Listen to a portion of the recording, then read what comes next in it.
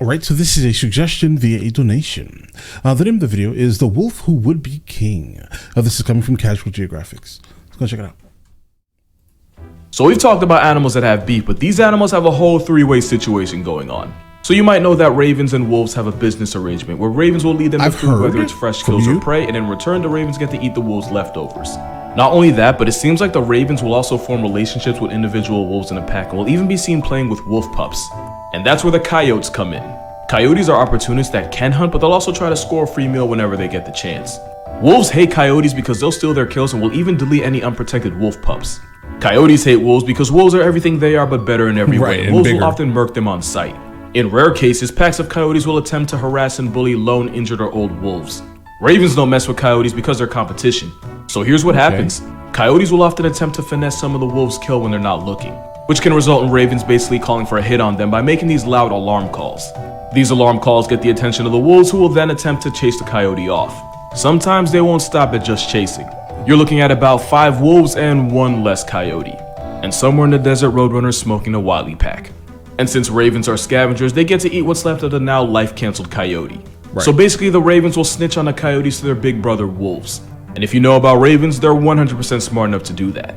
But keep in mind, coyotes will sometimes put ravens on the meal prep too. Moral of this video, nature really hates coyotes. Wolves and ravens aren't the only ones to work out an arrangement like that. Coyotes and badgers have every reason. Okay, so coyotes are just wolves but smaller. Is that what? Because like I've heard of a coyote. I know they travel in packs. Sometimes they kind of infiltrate neighborhoods, etc. But I never really knew the difference between them and like dogs or foxes.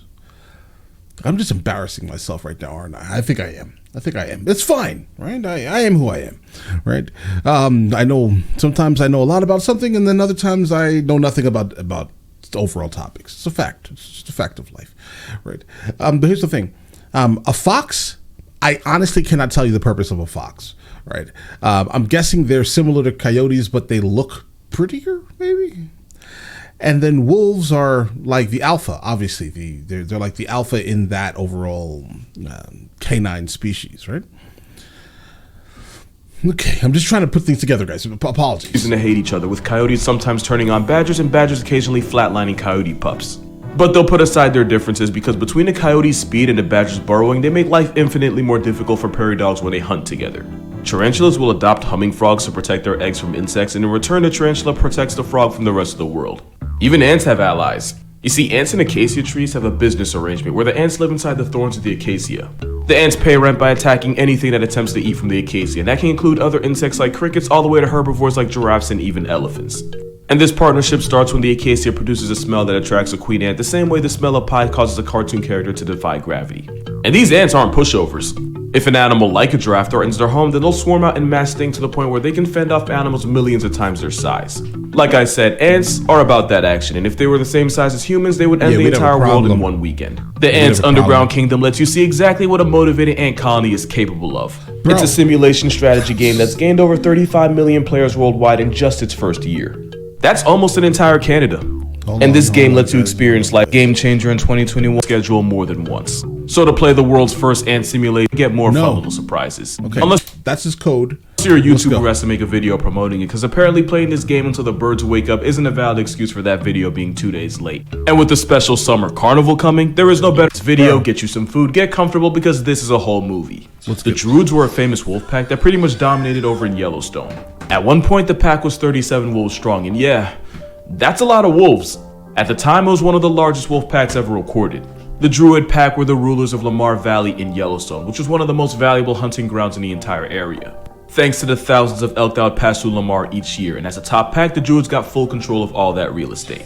There was also a coyote couple that would scavenge the wolves' leftovers, and the wolves for the most part would tolerate them as long as they weren't too pressed for food. Remember them, they're going to be important later. So for years, the Druid pack would live comfortably off the elk they'd catch as the dominant predators in Lamar Valley. But in life, and especially in the wild, one thing is definitely true. Nothing worth having is easy to keep. Remember when I said there was 37 of them at one point? Well, 2 years later, the Druid pack got hit with a severe disease that did a number on them, severely weakening the adults and even murking some of the pups. But everything changed when the Slough pack attacked. The Sloughs were their rivals, named after the Slough Creek where they originated from.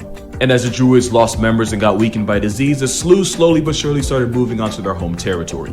That escalated to the point where one of the adult female druids got jumped and turned into a chalk outline by some slews. Later on, another female got erased, and after a winter where no pups survived, the once dominant druid pack suffered severe layoff. Listen, these animals are absolutely beautiful. The pack that once boasted 37 members got cut down to just 4. Like, can we not domesticate? Well, because I would have really liked one of those. By the looks of it, I think I would really enjoy to own this breed, personally at least. Like, I understand there are wolf dog hybrids. They require like these weird like dual fence setups, right, to make sure that they stay inside of the enclosure. But like, can you own like would you even want to? Are these even tradable? One of them was a young black male who had only recently joined the pack. He was a lover who made moves on all the females in the pack while also being submissive to all the males. Since he was clearly more of a lover than a fighter, researchers nicknamed him Casanova. Don't forget him, he's going to be important later. At this point, they were clearly outnumbered, and after nearly getting turned into past tense by the slews, what was left of the druids basically got evicted from Lamar Valley, and they were forced to move to an area known as Cache Creek, leaving the wolves from Slough Creek as the new top pack in the valley. Now, remember that coyote couple I told you about? What I didn't tell you is that they were actually expecting pups in the spring. And with groceries low with pups on the way, that's probably why the father ended up doing what he did next. Viewer discretion warning, this might hurt your feelings. Oh, no. Now, remember how I also... Alright guys, just going to make this smaller because I've noticed a couple of these videos as of lately have been getting straight limited, so we're going to make them a little bit smaller on parts that he's giving us warnings about. So it's less... So the AI, when it looks at it, it sees less of that, right? Less of this, this, and more of me. All right, said the druids would somewhat tolerate the coyote scavenging. Yeah, the slews were not about to let that slide. Okay. When the father coyote tried picking off their food as usual, the new landlords wasted no time and jumped him. The slew pack chased him down and proceeded to maul him into a hashtag, all while his pregnant mate could only watch from a distance. With the slews being very much anti-coyote, the now single mother had no choice but to abandon the valley and find a new place to have her pups. Because having them in the valley with the slews in charge would just be abortion with extra steps. Right. But don't worry, this isn't the last we're going to see her. But yeah, with no druids or coyotes, the slews were now fully in charge of Lamar Valley. But like I said, nothing worth having is easy to keep. An unknown disease believed to be either parvo or distemper rocked the Slough Creek pack and rocked them hard. Like to the point where out of like 15 pups, I think only like 3 lived. And it wouldn't help when the slews would soon get a taste of their own medicine when they were attacked by another pack. Not only did this mysterious pack delete some of the slews, they actively kept them from feeding their pups by blocking them from the den. As a result of that and the virus, none of the slew pups made it. And with the slews numbers dropping the way I wish gas prices would, they had no choice but to retreat back to their original territory. And with no wolves in the valley, guess who stepped up? For a short while, coyotes actually became the dominant predators in the valley with no wolves to check them. Bro, what Speaking valley of coyotes, is this? you remember that Whatever valley this is, no human should go. Mother coyote who watched her partner die in front of her before these getting wolves run out the valley herself? things. Well, that story actually has a happy ending. She actually ended up successfully raising all 3 of her pups after she was evicted from the valley. And she did it as a single mother. But whatever happened to the druid pack? Well, remember Casanova, the flirt of the group? While in exile, Casanova actually helped rebuild the pack with some of the daughters. Like I said, bro was a lover. And since they were forced out the valley, that means they didn't get hit with the same disease that rocked the slews. With the druids strong again and the slews now hanging by a thread, the druids returned to take back the valley led by Casanova. Battered and beaten, the slews didn't even put up a fight, they just left. Allowing it to all come full circle as the druid pack reclaimed the valley they had lost, with the help of newcomer Casanova. So long story short, Lion came with wolves. Long live the druids. I went to a wolf farm this weekend, so naturally here's some facts about wolves. They're born with blue eyes that become... Let's go and actually go back. Some shade of yellow after a couple months. Wolves are born blind and deaf and are held in Keller to the world around them for the first 2 weeks. There is no such thing as an alpha wolf, since a wolf pack is really just 2 mating wolves and a couple generations of their children. And despite what we used to think, the older siblings will actually look after and defend the babies of the pack. Here you got a father wolf and a couple of his oldest children distracting a black bear and leading it away from a den to protect the pups inside. Since more pups means more mouths to feed, the parents will actively knock block their own children to keep their babies from making more babies. Wolves will howl to mark their territory, but they can also change the pitch of their howl to make it sound like there's more of them than there really are. This way, 2 or 3 wolves can really sound like 10, which can scare off a predator or another pack. This is Thor. In general. I like Thor. Wait. When resources are hold on. Pack. This is Thor. Bro, that's domesticated. Okay. All right. I guess that answered my question a little bit. Unless it's one of these wolf dogs. Could be, right? Who knows? Potentially. It doesn't look as pretty as the other ones, though. I like Thor. When Unless it's like a resources are baby. high, wolf packs will sometimes temporarily join together. In 2011, a super pack of 400 wolves ran through Russia and allegedly murked 400? 30 horses in only 4 days. There's never been a case of a healthy wolf murking a human in North America. Okay. Like, ever. You're more likely to get crossed off the census by a squirrel. Also, I went to Howling Wolves Farm in New Jersey. No sponsor, I just love them that much. By a squirrel. Also, I went to Howling Wolves Farm in New Jersey. No sponsor, I just love them that much. Oh my. So you're saying a wolf has never attacked a human? And deleted a human in full? Guys, is that what they're trying to say? Is that what he's saying here? Guys?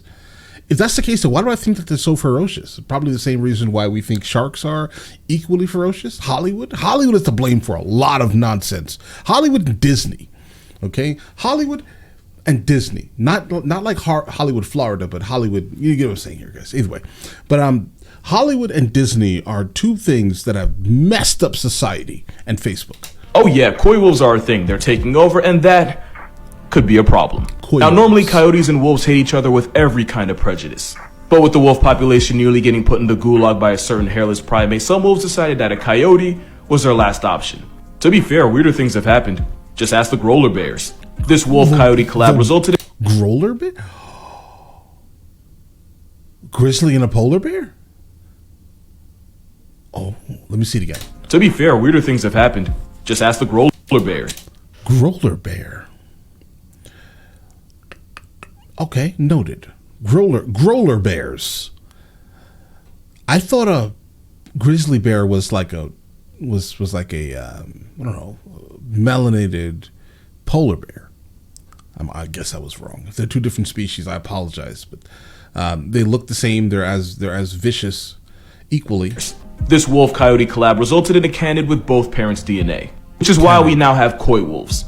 And most coy wolves have some dog in them, and that I can't even explain.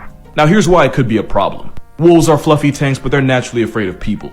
Coyotes are born given less of a but they're not really big enough to really be a threat unless you're like somebody's cat. Mixing them together is like playing Jurassic Park with puppies. So what you have now is an animal that isn't as afraid of people as wolves and can live around people while also being bigger than a normal coyote. To be fair, they're not really that dangerous to people and would still rather avoid you than fight you.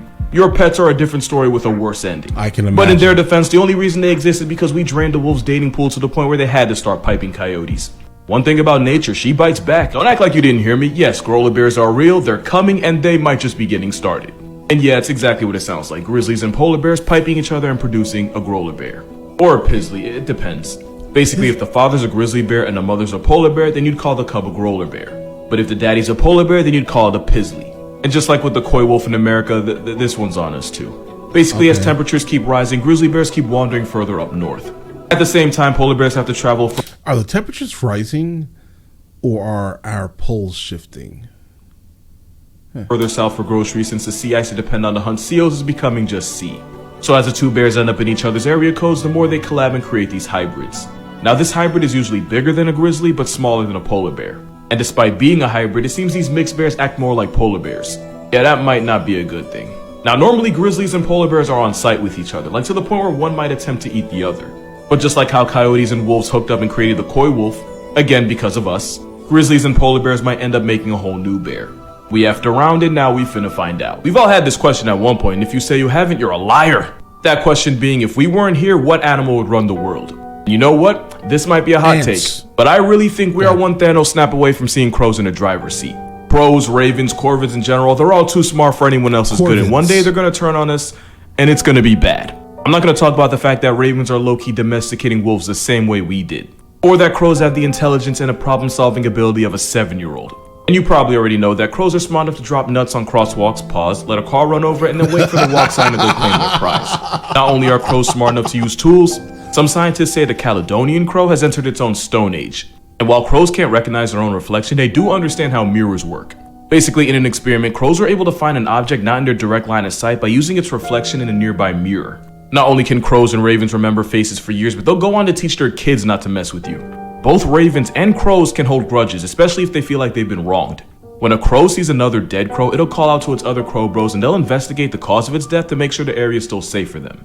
They're even smart enough to have self-control. In another experiment, crows were willing to deny a piece of food if doing so meant they got a bigger reward down the line. And I'm just realizing this, but that also means crows and ravens can plan for the future. Yeah, that's not normal. And we've already seen what happens when crows turn on people. Crows in Tokyo have gotten bold enough to straight up attack people for food, for territory, or just for the sport of it. They'll even go as far as to purposely take aim and drop deuces on people. Those same Tokyo crows have memorized the garbage schedules of different parts of the city, so when crows pull up, it's not by accident. There's a reason why Rick chose crows. One day we're gonna get real life Hitchcocked and it's not gonna be good. I just realized something kind of interesting. We all know parrots can talk, it's not exactly groundbreaking. But way less people know that ravens can do the exact same thing and probably do it better. Like other corvids, ravens can mimic a bunch of sounds, including human speech, and are more likely to do it when they're in constant close contact with people. You don't even need to listen to me talk, just listen to the raven. Let's go. So ravens are excellent at mimicking sounds they hear.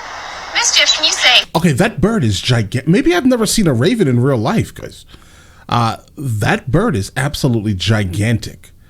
All right. Hello. Hello. Good bird. He does all sorts of voices. Can you say hi? Hi. Good job. What's up? What's up with you? What's up? Not much. What's up? Who's your good bird? What's up? You alright? You alright? You alright? I'm alright. You alright?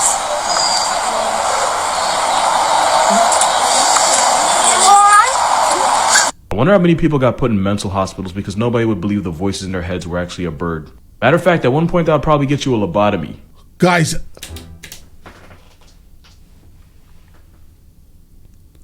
what is happening? Oh, guys, that's... Okay. A raven is a part of a family called corvid. Noted. Do all of these corvids have the ability to speak? Now, mimicking, I understand, okay? An animal that has apparently vocal cords that could create it?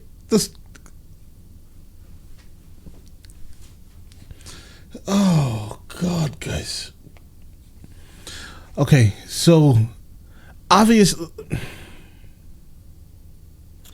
parrots can speak. Let's start right, because I'm trying to just wrap my head around. I've never in my life seen. I never knew that. Right, like not even close. Like I understood a parrot is just parroting things in a sense, right? It's just mimicking, and most likely has no real understanding of the words or the sounds that are really being made. It's just mimicking things.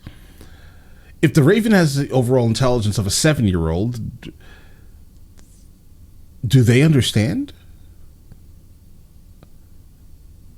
Oh, I'm about to take a deep dive down this rabbit hole right now. I think it's mandatory. This is a mandatory encounter. I'm going to be watching entirely too many raven videos today. I know it. I smell it coming. I know how my brain works, guys. This is going to be an obsession. My wife's going to hate it. But she's going to watch it. Guys, let me know in the comments on the next one of these from him that I should be checking out. And I will get to that as soon as I possibly can. All right? And listen, you guys all have an absolutely amazing day. Enjoy your day thoroughly.